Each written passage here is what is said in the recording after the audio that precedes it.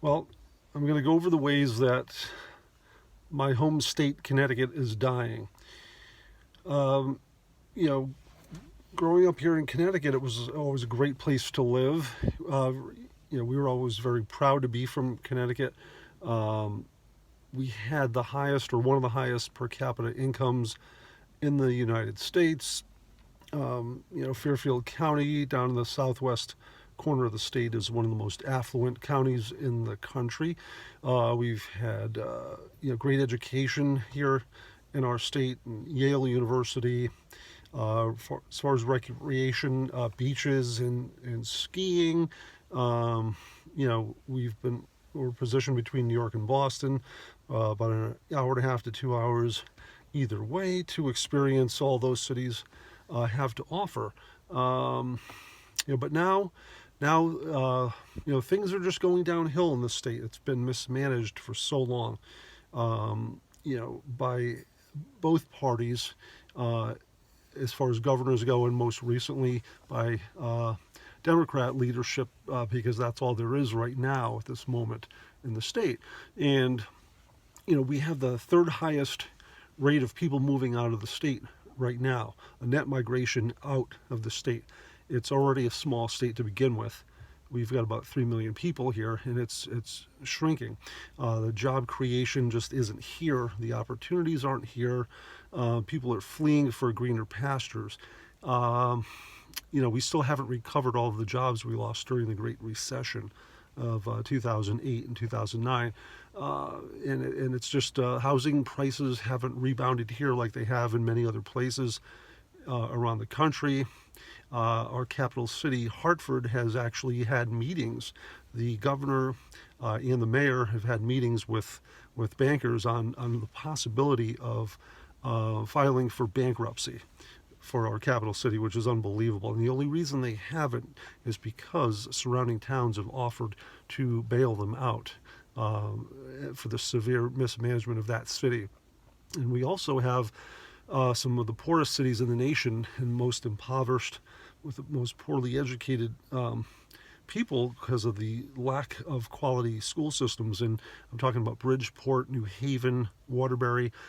Despite the affluence in the suburbs, the cities are really struggling, and it pulls the whole state down. We just had a new governor voted in November, and right away he immediately broke a campaign promise. They've talked about adding tolls to the highways, and he campaigned on tolls, but only for 18-wheelers. Now he's immediately doing studies on adding cars for everybody. And I'm not shocked. I knew that was coming. Other people are shocked. I don't know why. Because if you just looked at this guy's track record, it was inevitable.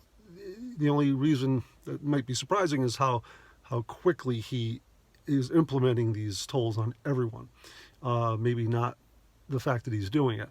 And just the things that we're trying to explore. We have massive multi-billion-dollar deficits for such a small state. It's really unbelievable. We're proposing a beverage tax on sodas. We're looking into legalizing weed and sports betting, any little vice that the state can get its hands on. It's just so desperate for money. It's just sad. Anything that made this state what it was is just being thrown out the window in the short-term quest for more cash. It's just sad. It's just, we've lost the Hartford Whalers NHL hockey team. The Boston Celtics used to play 4 games here a year in Hartford. It was a great thing to see Larry Bird and Robert Parrish and those guys come here. They stopped coming here. It's really just, things are just going downhill as far as the quality of life in this state. That's why people are leaving. We're basically a sanctuary state with sanctuary cities. We have refugees hiding out in churches, avoiding deportation, and that's not a huge thing, but for a state that's billions of dollars in debt, we're doing things we really don't have the money to do. We want to be a compassionate state. We want to take care of everybody who shows up on our doorstep, but we can't even take care of a lot of the people that we have here. Those impoverished cities that I mentioned, they are just crying out for more support, and we're taking on people from around the world that we certainly can't afford to support. So all of these things, there's just no vision for this state. There's nobody with the common sense to basically try to cut out the waste and try to cut things down and get leaner and meaner. And other states have done it, and I don't see any will to do that here. It's just a vicious cycle of raising taxes, cutting services, driving people out, forcing companies. We had General Electric move to Boston, who had been in this headquartered in this state for years, and many other companies are following suit.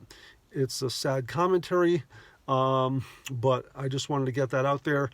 Connecticut is dying. A lot of us are just hoping we can get our kids through school and be able to sell our homes for something close to what we paid for them and move somewhere else more prosperous.